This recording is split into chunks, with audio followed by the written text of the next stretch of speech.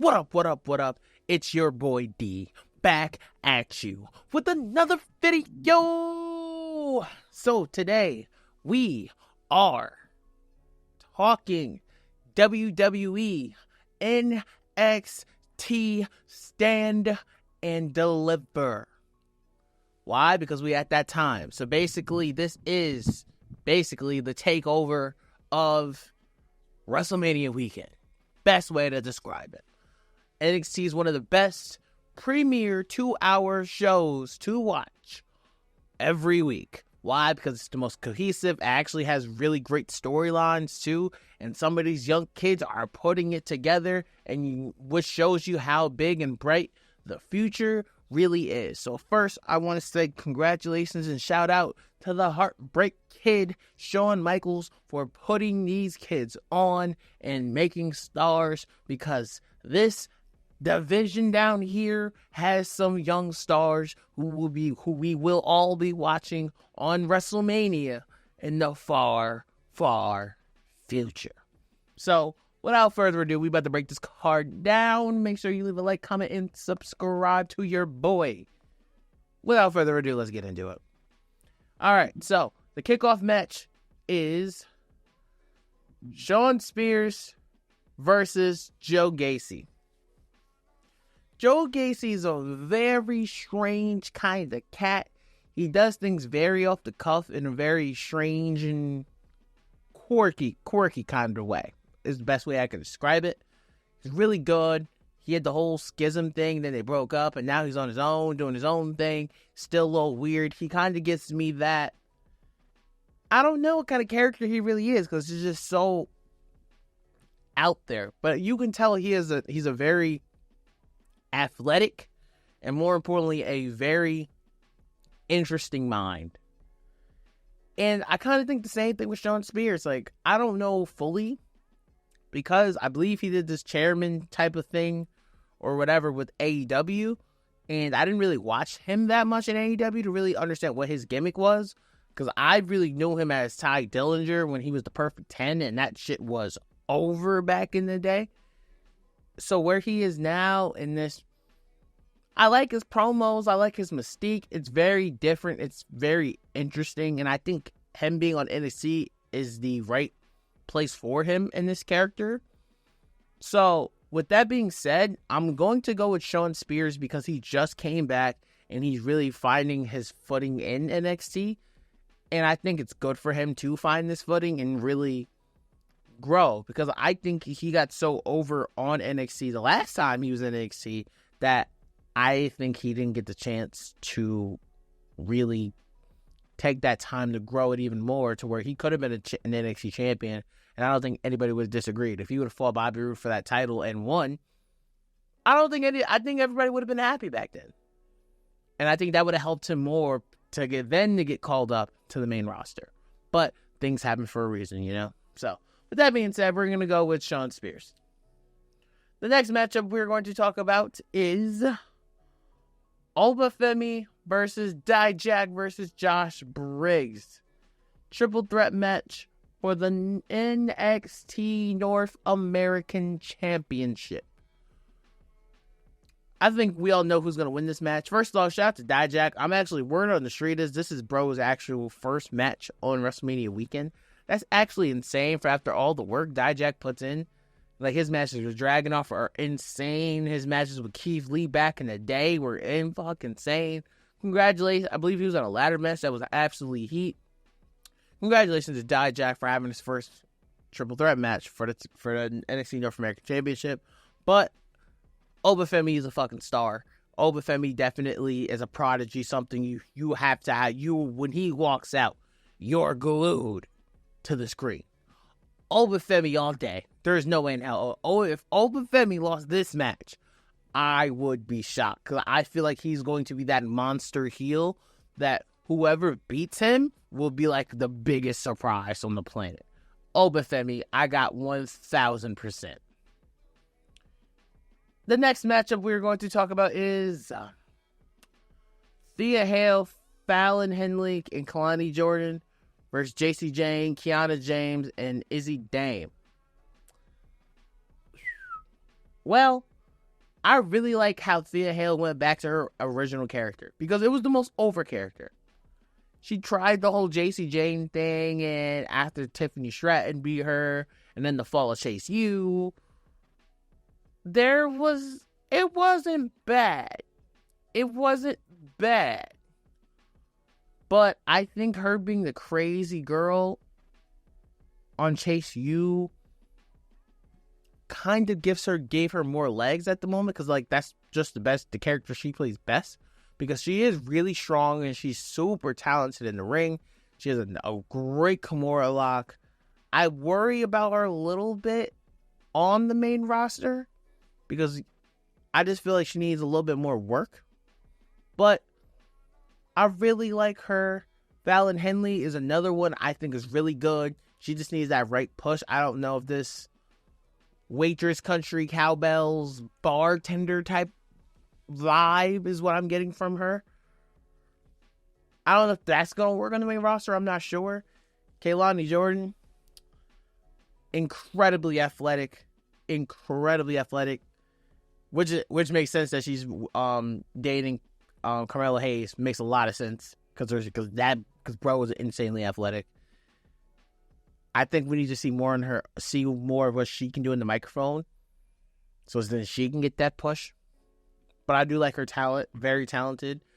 Out of all these women, I think JC Jane is the most main roster ready. I think JC Jane has been main roster ready for a while. Like, even when you watch in Toxic Attraction, if you, obviously besides Mandy Rose, who was on the main roster, I think JC Jane was somebody you can see. I could see JC Jane on a SmackDown or a Raw Women's roster.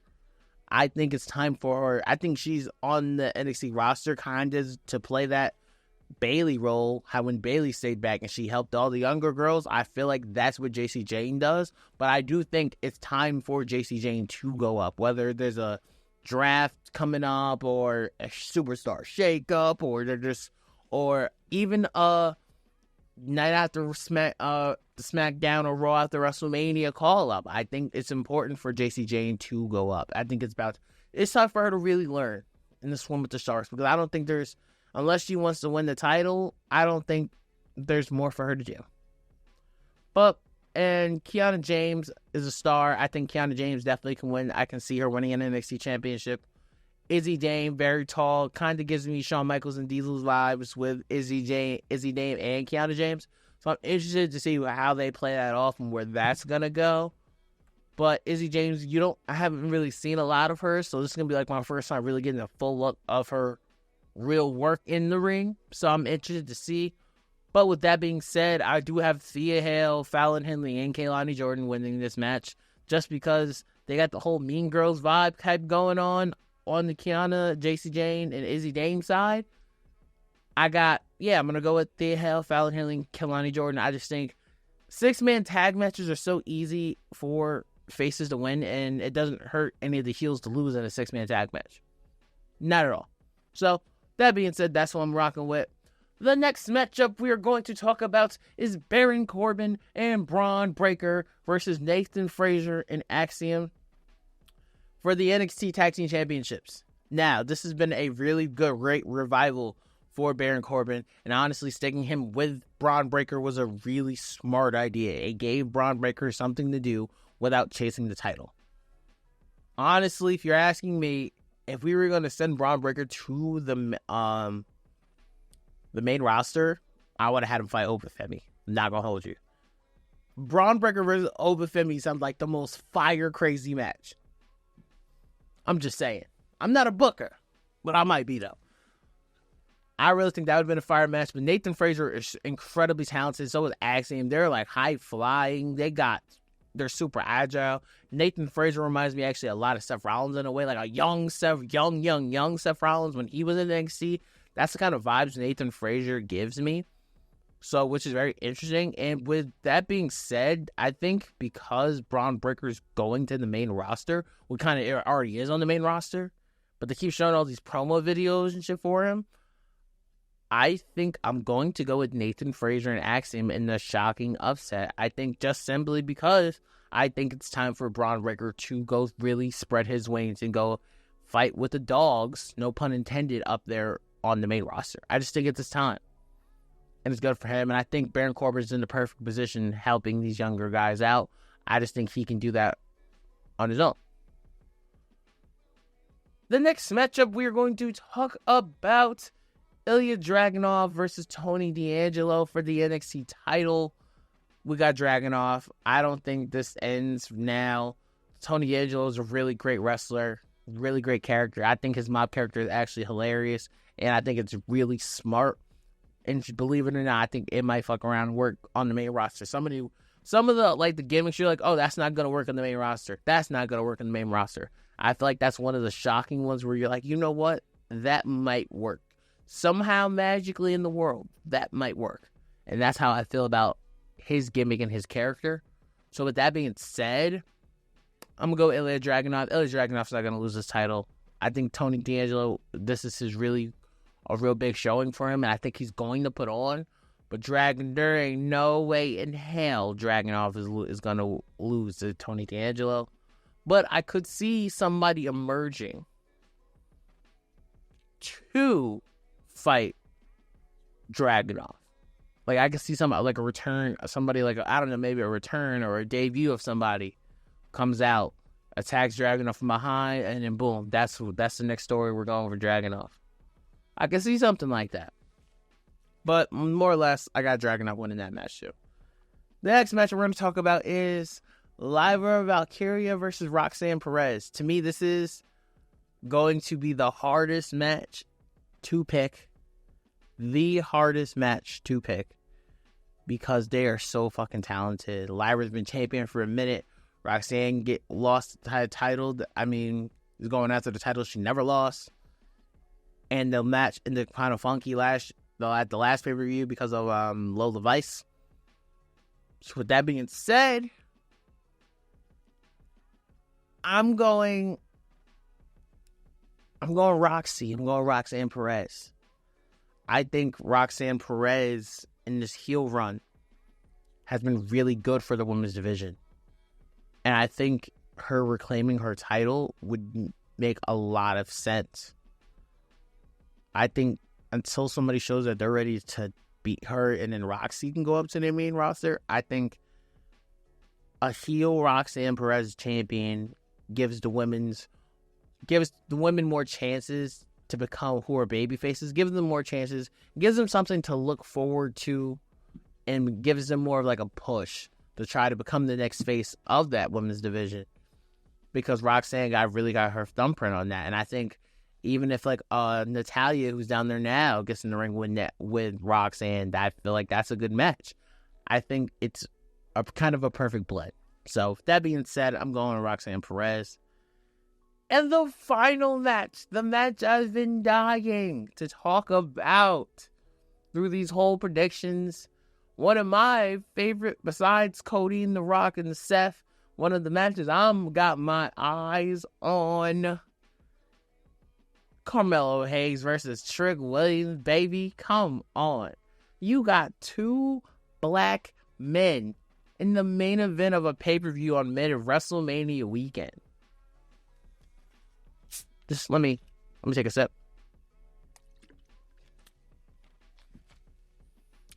Oh, you know I'm hype. What? Let's go. What are we talking about? What? This match is going to be hot of fire. I'm saying right now. If anybody's more capable of making Trick look like a star, it is Carmelo Hayes. And Trick Williams is going to become a fucking megastar. I think it's going to be the match of the card. I think it's going to be one of the best. My prediction is I think this is Trick Williams versus Carmelo Hayes will be one of the best matches this weekend. You heard it here first from your boy. I said what I said, and I stand on business.